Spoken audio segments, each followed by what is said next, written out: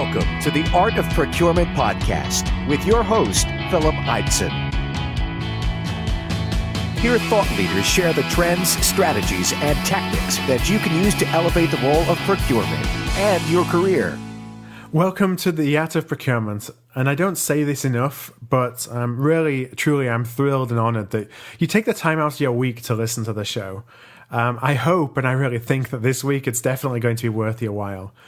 So my guest is Bill Michels. Bill is very well known in the procurement and supply chain profession, really throughout the US. However, we now listen to in over 100 countries, which is crazy kind of to say it out loud. So please allow me to introduce Bill to listeners who have not come across his work before. So Bill has worked across procurement and supply chain his entire career, consulting for a number of the world's leading brands. He's currently founder and CEO of Aripart Consulting, and that follows a 23-year career leading ADR North America. So while Bill was at ADR North America became the leading specialty consulting firm, I'd say, and they won numerous awards for their work across the profession. But at the end of 2011, ADR North America was acquired by the Institute of Supply Management. And as part of that acquisition, Bill became Senior Vice President of ISM Services Division, and then he went on to found Aripart. So Bill is definitely a sought-after speaker, so I was delighted and really honored when he agreed, really without question, to be on the show today. So with such a wealth of knowledge, it's kind of hard to select a single topic to discuss in today's show. What we decided to focus on is the concept of megatrends. So looking at trends that are somewhat outside of our control as a procurement purchasing profession, but they impact both the what and the how that we buy. So we're going to go into a number of different megatrends and kind of explore how that's going to change us as a profession and what we need to be doing in our everyday work. So before we do get started, I just wanted to let you know that if you've not done so already, you can sign up to be notified every time that an episode of The Art of Procurement is published. To do that, just head on over to artofprocurement.com/subscribe, pop in your email address, and you'll never miss another show. Also, actually, if you're listening to the show on the our webpage on the artofprocurement.com website, if you go on the right-hand side of the page, you'll see a box there. You can just pop your email address into that box too. What I do want to say is I'm very thankful that you would give up your email address to me. I know that that's not something to be taken lightly. So as a thank you for that, I'll send you a couple of reports that we've featured on the show previously. One of them is related to a procurement job search. So if you're looking to make a change in your career or maybe looking for a new role, then I have a report which really covers 21 different hints, tips, and tricks of how you can really secure the dream procurement job that you're looking for. And that's based on interviews I had in the Art of Procurement show with recruiters in the procurement field. The second report is a report that helps you when you're in the middle of a contract determine really what the longevity of that supplier relationship and that supplier engagement is. It's a number of questions you can ask yourself, which really helps kind of frame where you are and if you think that the supplier engagement is really going to last the test of time. So again, just to subscribe and get those free reports, you can go to artofprocurement.com/subscribe. Okay then, well, let's go straight into the show. Let's roll the tape.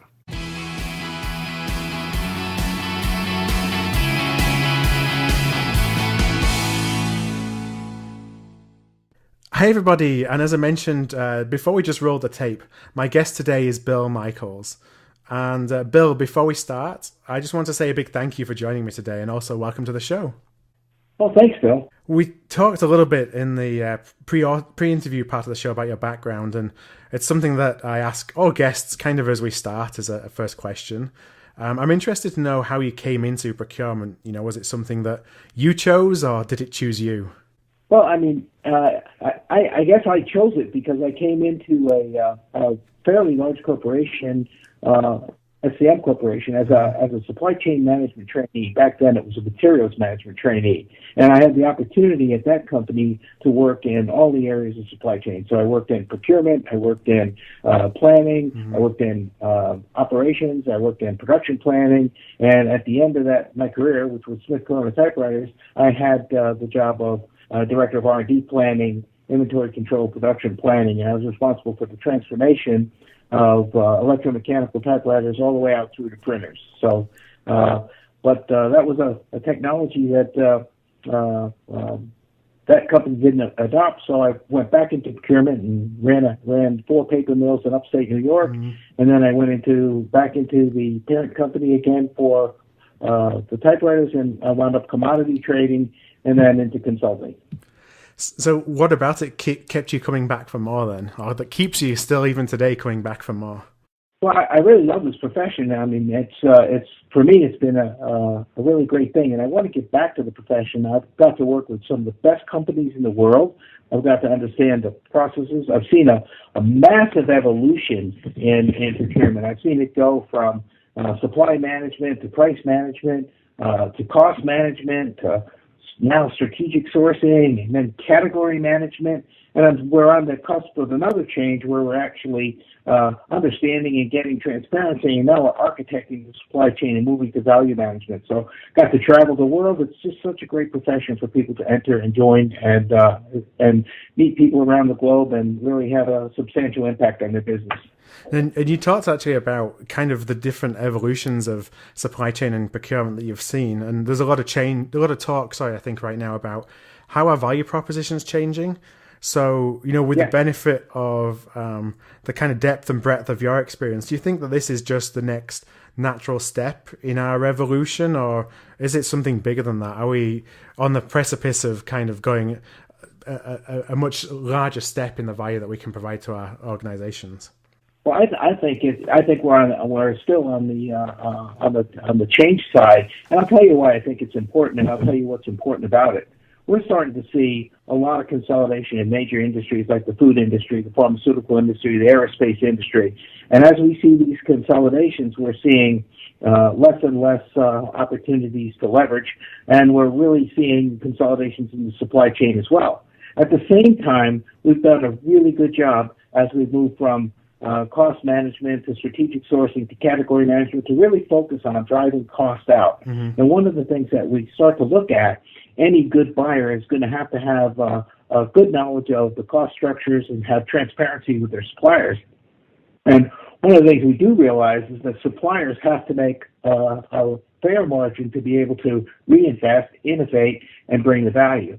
So as we start to move forward into the future, what I do see is I see procurement being responsible for architecting a supply chain, because we're going to have, in my view, competing tied supply chains.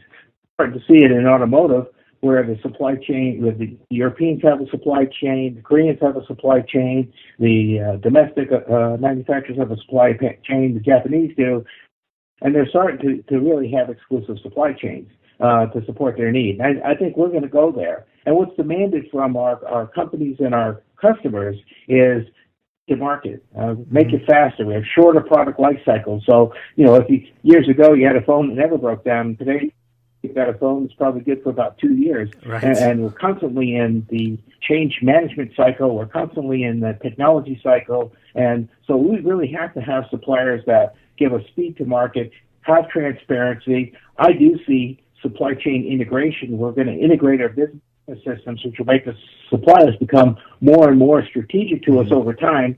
I see a couple of changes in technology that's going to impact us. I think the days of not having worrying about inventory are going to be gone, because with the Internet of Things, as soon as we see depletions, it's going to be signaled across the supply chain. As soon as we see demand curves, it's going to be increased across the supply chain, and we'll have that visibility. But it's going to require that we have suppliers we trust, that I think the way that we're going to cost things is the value contribution by the supplier in the supply chain.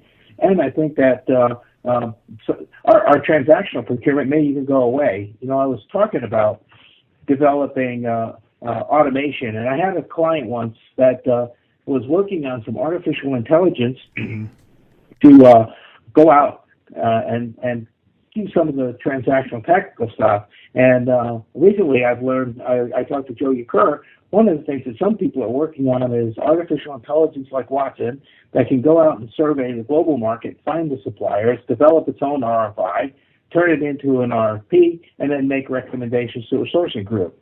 So I think we're starting to see changes in the way that we're going to transmit information across the supply chain, the way that we're going to be able to source across the supply chain, and the demand that our customers are asking for, which is speed to market, innovation, lowest cost producer, lean plants. And so we've got a big change coming.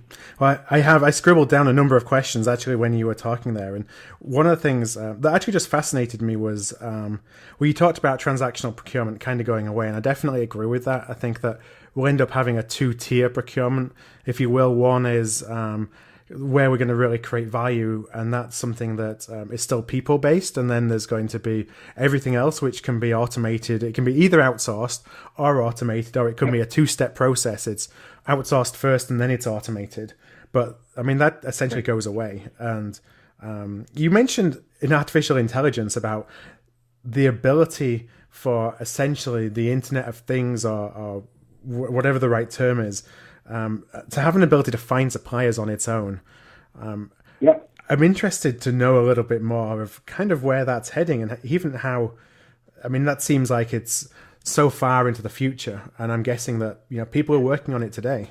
Yeah, people are working on it today. I know I had a conversation with Joe Ukur. He's one of the guys that are driving it forward, and he's been around the supply chain for a long time in good areas, and he a lot of people have the same vision, because with the change and the development of artificial intelligence and computing, it's not going to be as far away as we think. And so I think we're starting to see the digital disruption everybody talks about. Well, this is all part of the digital disruption. And if you think about your supply chain, even with, how we used to try and determine what the demand was going to be and how we used to try to determine how much inventory to have, well, if we can signal across the supply chain automatically what's happening in each stage of the supply chain, then we're going to reduce risk. We're going to have transparency. We're going to be able to assign profitability by the value contribution of the suppliers. We're going to know when we're going to have problems. It's going to be a whole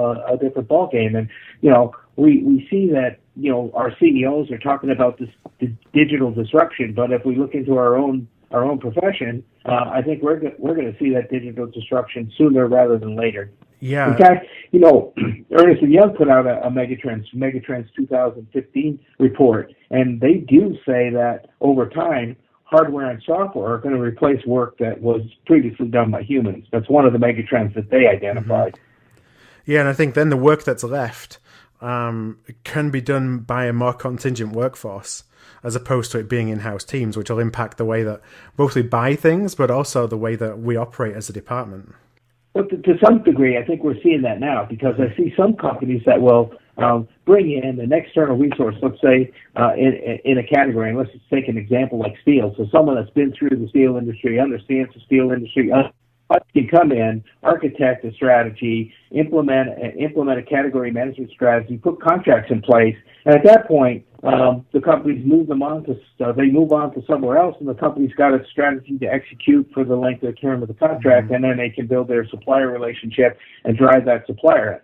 Supplier relationship management is going to be much more important feature than it is today, because if we think about it, one of the things that typically happens is we work and we put a contract in place, and then we deal and we forget it. And a couple of things can happen with that contract. Either it'll drift along and it'll meet the performance specs that are required in the contract, or it could drift down if it doesn't get managed very rigorously or robustly. So, what we're going to have to do to get the value is, once we put that contract in place, we're going to have to identify key performance indicators that are going to drive more value from that relationship, and we're going to have to work with that supplier on a value path to make sure that we're getting the maximum value from a contract. And today, a lot of times we're happy to just get it done, put it away, and move on to the next one. And I don't think we really formally do it. In fact, Phil, one of the things that I've been noticing in the last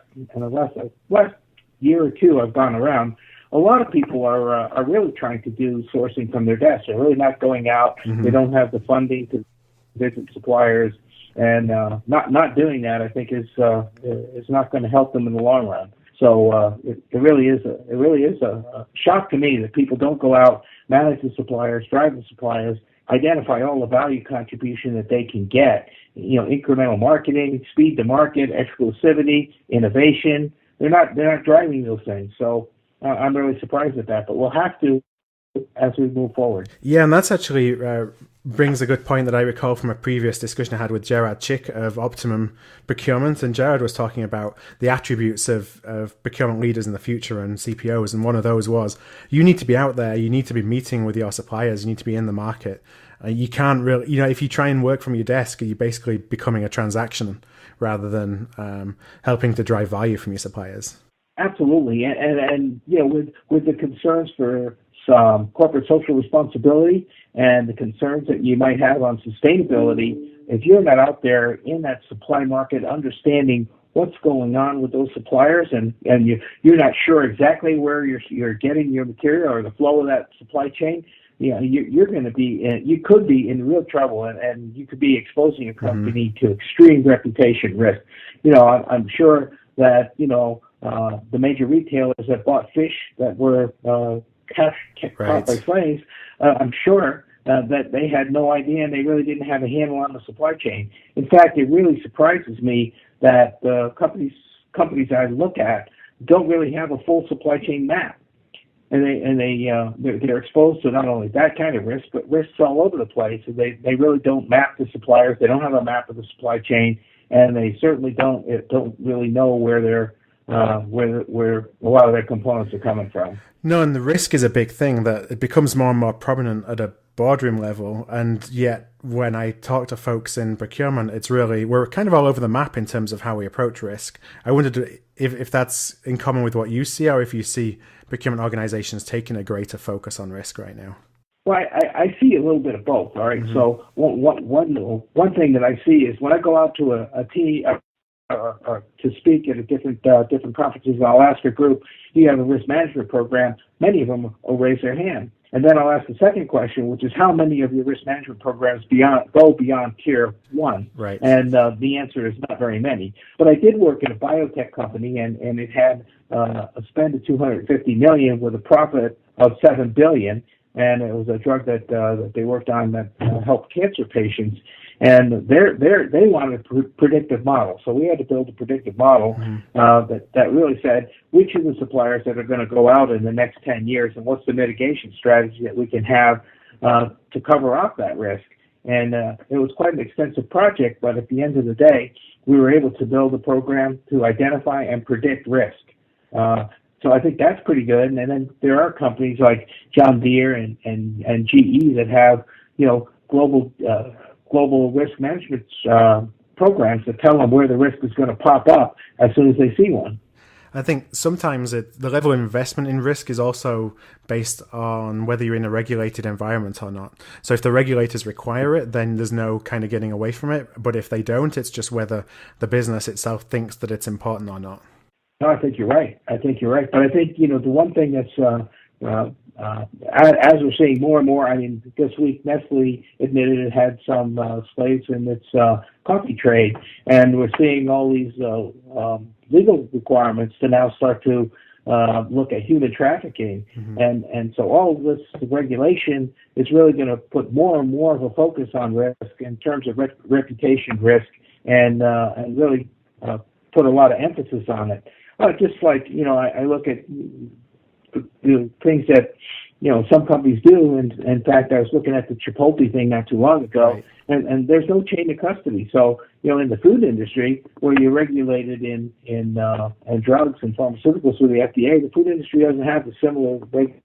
So when you do have an occurrence, they have to chase all through the supply chain to figure out where it came from. So I think you're going to see the risk management along with supplier relationship management being a key priority as we move into the future. So I do want to talk about supplier relationship management a little bit more, but just there's something that you said when you were talking about the trends, and you mentioned the concept of exclusive tied supply chains. And Yes. to me, it's just not a term that I'm familiar with, and that may just be, my ignorance with the term. But I just wondered if you could explain a little bit more about what the concept of that is. And also, is it just manufacturing, or can this apply to services as well?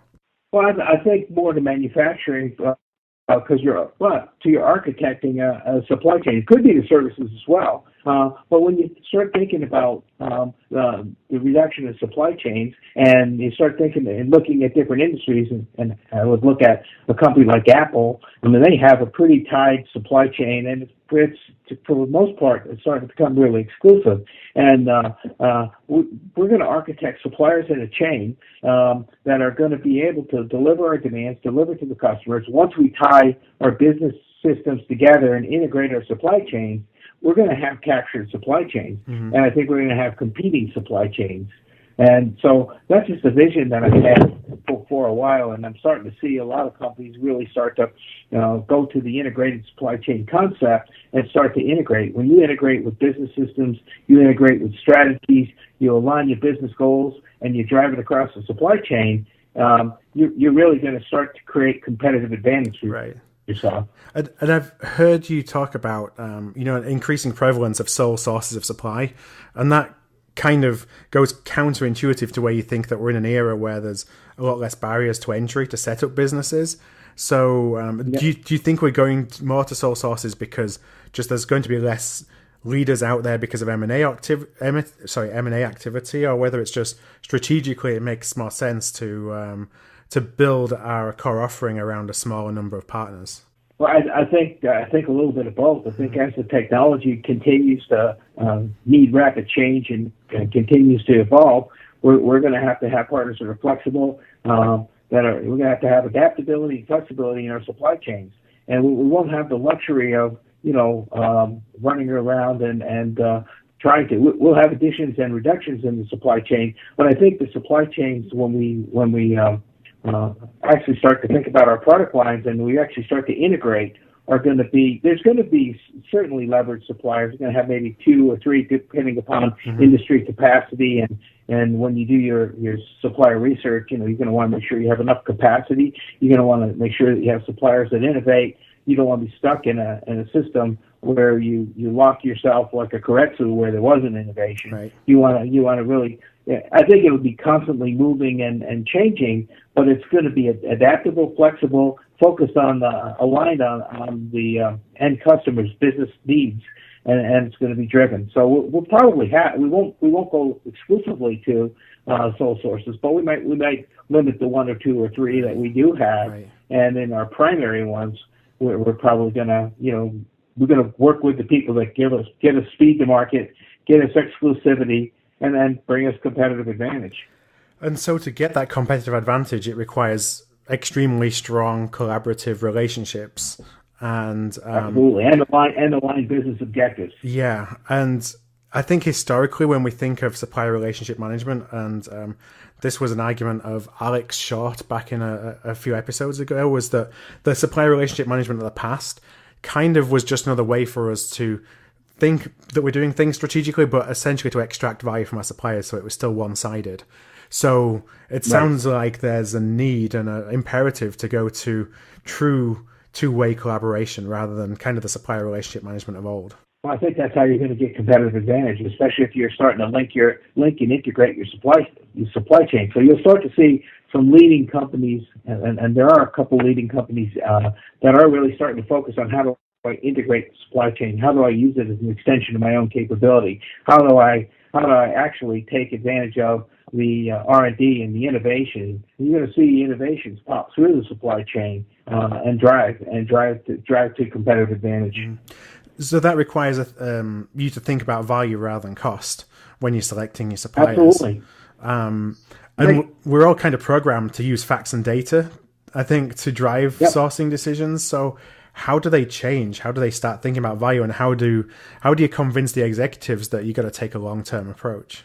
Well, I think that's going to be one of the challenges for procurement, but it's not very hard to look at when you do 5 or 6 years of cost management, and you get your transparency in terms of material, labor, overhead, and you understand what the margin is.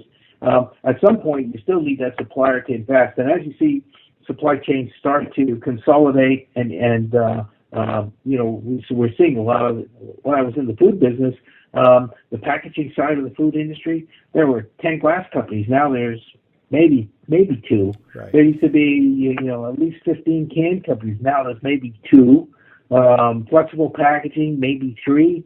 So you're starting to look at this consolidation, and as you get that consolidation, you're really going to have to focus on, the value piece. And if you've done the cost management piece for 5 or 6 or 7 years, you have that transparency, and you're running out of suppliers, you better start looking somewhere else in the organization for value. I mean, the value contribution is going to be probably more than the cost contribution in the future.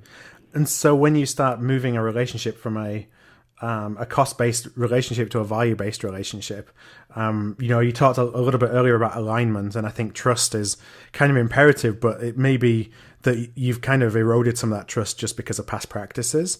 So how do you recommend that people can start thinking and start building relationships with kind of changing the nature of their relationship? Is it starting slow and kind of just showing them that you mean this time that you really are going to be collaborative, or kind of what do you advise people do?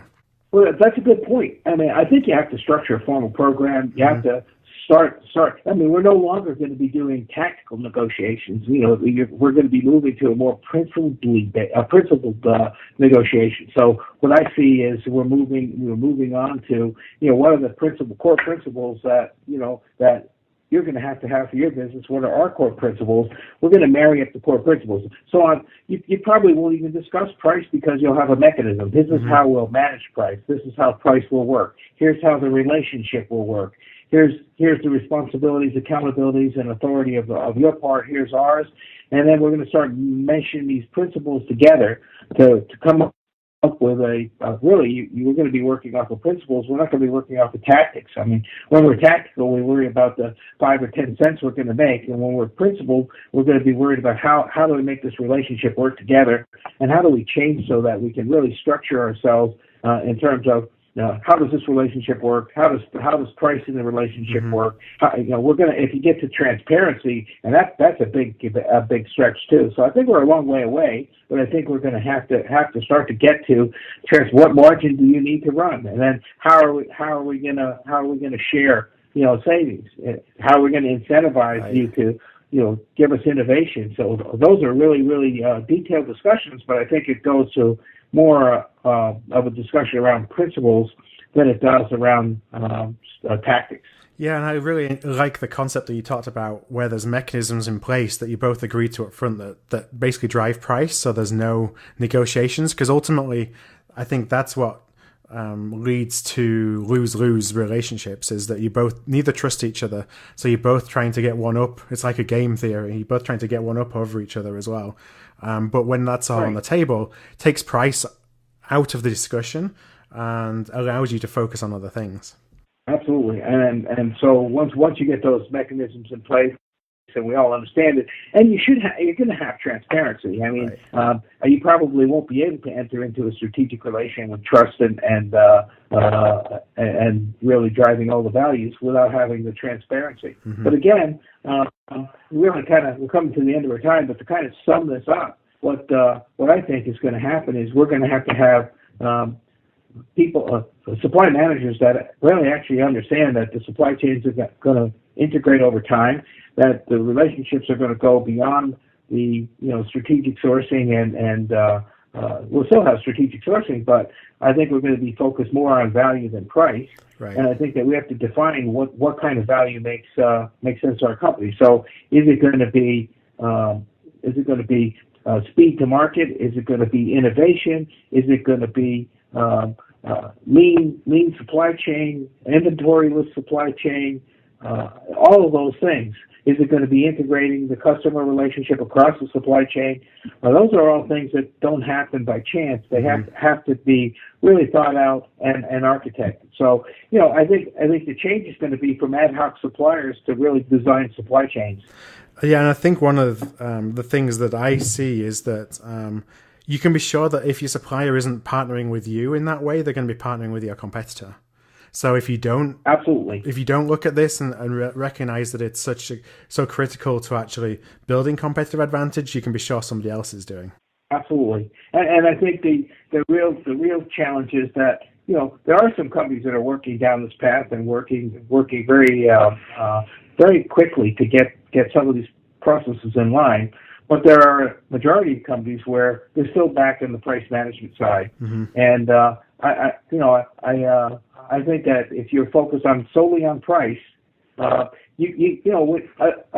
watch CPOs come into the business, focus solely on price. They're charged with price management. They do a good job the first year. Maybe they're successful the second year. But if they don't do anything else and they've taken the margins of the supplier down, they're in trouble by about the fourth year. Right. And unless they change their team, bring in new ideas, they're in trouble the fourth or fifth year. And I think that, it's going to be survival to go to the value management and educate management as well, that there's a big change in the supply chain. Yeah, there's a couple of things there. One was that, there's only so much low-hanging fruit, and that, I've had personal experience as well of programs. You have a transformational program, but that's focused on cost. And so by year 3, You're all looking around at each other thinking, okay, where are we going to find the savings that's going to drive the ROI going forward? Right. Because, you've taken out what you can doing the kind of price-based tactics. The other one is that we need to influence above so that the CFOs, the CEOs actually look at value in a different way from us and kind of reset their expectations of what we should be delivering over it being pure cost savings, because until we do that, they're always going to look at us just on a cost basis. Absolutely. Have you seen companies or CPOs be successful? Is it something that comes top down, or is it something where we have to take the initiative to educate the people above us that that's how they should be thinking about our performance?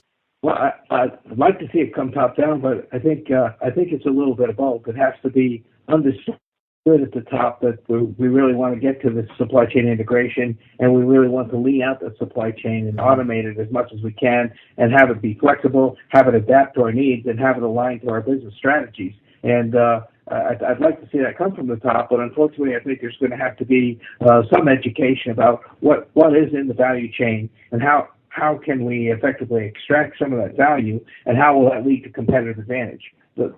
The price thing will lead to a short-term competitive advantage, but the value thing will lead to a long-term competitive advantage.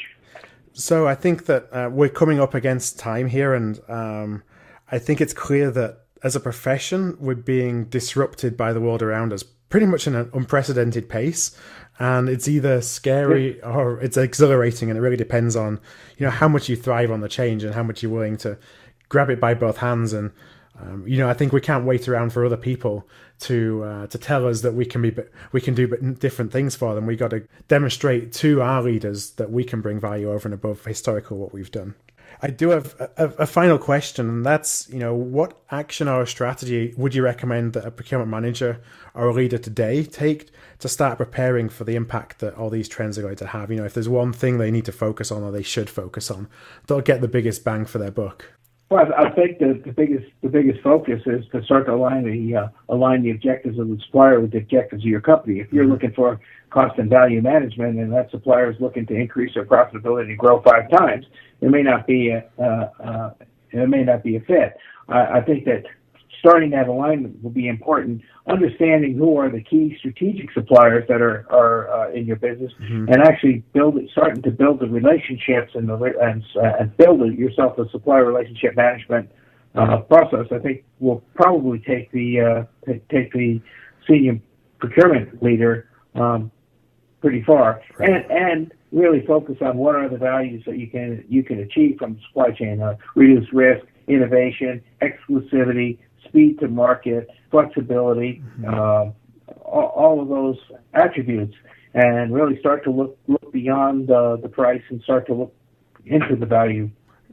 Awesome. Well, Bill, thank you very much for your time today on the Art of Procurement. What I'm going to do is link to all of your contact details in the show notes. So should any listeners be interested in reaching out directly and kind of discussing any of the topics in more detail, and also link to a couple of the things that we discussed during the show, just so that folks have easy access to them. Great. Those are going to be at artofprocurement.com/megatrends. That's artofprocurement.com/megatrends. So, Bill, just one more time, thank you very much for participating in the show today. It's really been a pleasure and much appreciated. Thanks, Bill. I enjoyed it. Thanks, Bill. Thank you for listening to another episode of The Art of Procurement. To find an archive of all past episodes, you can go to artofprocurement.com/episodes. And to ensure you never miss another show, go to artofprocurement.com/subscribe.